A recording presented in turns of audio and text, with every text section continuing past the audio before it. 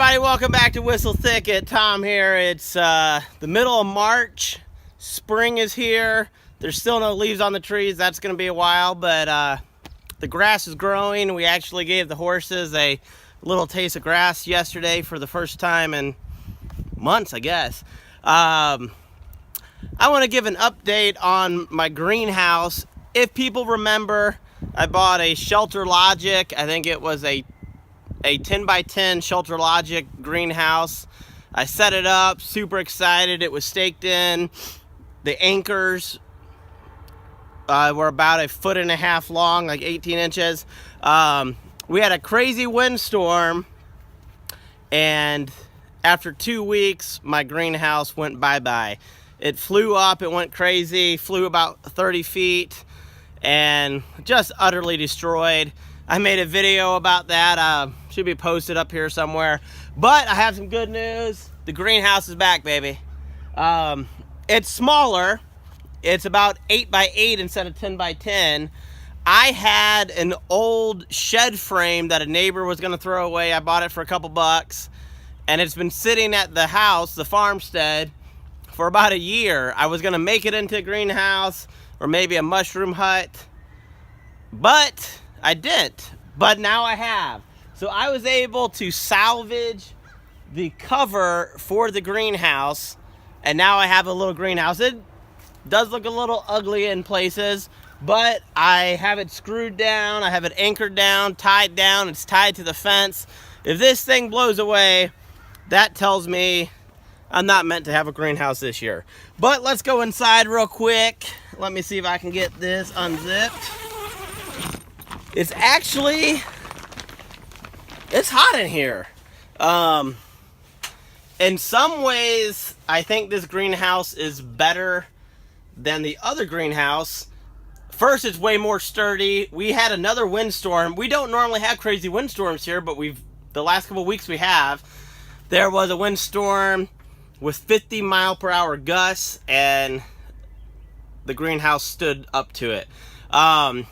I have it anchored down with roofing screws and crossbars. I have padding on top of the roof. It doesn't look pretty. Let me show you. It doesn't look pretty. This is a Frankenstein greenhouse. But it is actually really warm in here. I've been in here about 30 seconds, and it is significantly warmer on the inside than outside. It's starting to heat up in here. In some ways, it's better than my old greenhouse, because since the fabric was for a 10 by 10 and this is an 8 by 8, the fabric overlaps, and it just makes a nicer trap for the heat. It's a mess in here, but the greenhouse is back. I can't wait to get going on it. I was hoping to do it sooner, but with the greenhouse fiasco, that didn't happen. But right now, I am going to work on increasing my perennial garden. If you've been keeping up, I've separated my garden into 2 areas. I have mainly my annuals on the larger section, and I have my perennials and my beehives that aren't here yet in a smaller section of my garden. So let's go ahead and plant. I am in the perennial section of my garden, and I will be truthful, there's a few things in here that aren't perennials right now, but long-term plants or some quick-growing plants that I had a little extra room. This is a work in progress. A year ago, this whole garden was a goat pen, so I've done a lot in a year. So real quick, I'm going to give you a quick tour. So here is my bee bench. I'm getting bees in a couple weeks. I think I'm going to plant something there. I'll get back to you. Figs. I got 4 figs right here. Right here is asparagus that I planted last year. They haven't come up yet, but it's not ready for them to come up. Here is some garlic that I planted last fall. We got strawberries. I started with 4 plants, and it has taken over half the bed. Over here, we got rhubarb. If you don't know about rhubarb, I made a video about it. Maybe I'll link it up here. Rhubarb is awesome. There's also a random kohlrabi from last year. Here are 4 of my blueberry plants that I bought recently.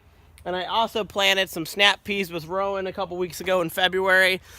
So this is the perennial garden, but I still got a lot to plant.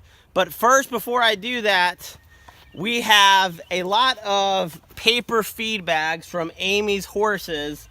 I've been saving them up for the last couple months, or Amy has. Thank you, Amy. I am going to turn these into footpaths, and eventually in a couple weeks I'm going to get a big load of mulch, and I'm going to mulch over the footpaths because I hate weeding. Weeding is not fun. And I also got to build a few more raised beds in here. I have awesome soil compost from the horses, the pigs, the goats a little bit, the chickens. So I am not buying any store-bought soil this year is my plan. So let's go ahead and use these feed bags to start my pathways.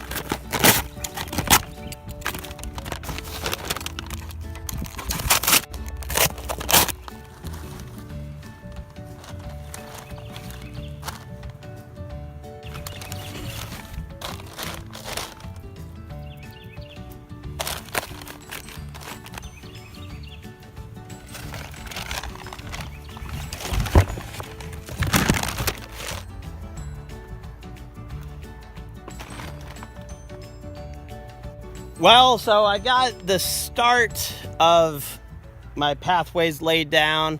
I still need to plant another bed here, or build another bed, and I'll do another bed here for blueberries. Right now, I went ahead and I made this little raised bed here, this corner bed. I'm gonna plant these 2 goji berries that I bought last year. I've kept them inside most of the winter. I think they're okay. I think they're dormant and not dead. And I'm going to plant some thornless raspberries right here on the fence so that the raspberries have some support. But things are really coming together.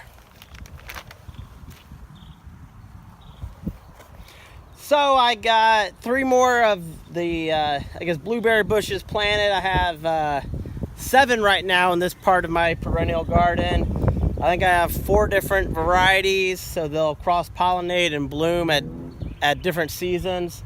I am not going to plant anything right in front of my bee bench. I'm going to take the advice of Sweet Iris Farms over there in West Virginia. She said to not plant anything there, and I'm going to take her advice, but I am going to plant some strawberries in these little blocked areas.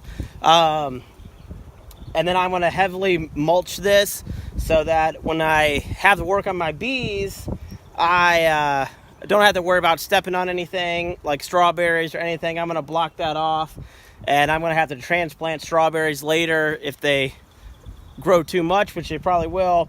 But we have really awesome soil. I'm always so happy about our soil. The horse manure is the bomb when it comes to making good soil. And this is something else. Worms. We have so many worms in this compost and the soil. I'm thinking about becoming a worm farmer. But right now, I'm going to feed this to the chickens. So I'm going to plant my strawberries and clean up this mess. And then I think I'm done for the day. And I'm going to relax. So thanks for joining us.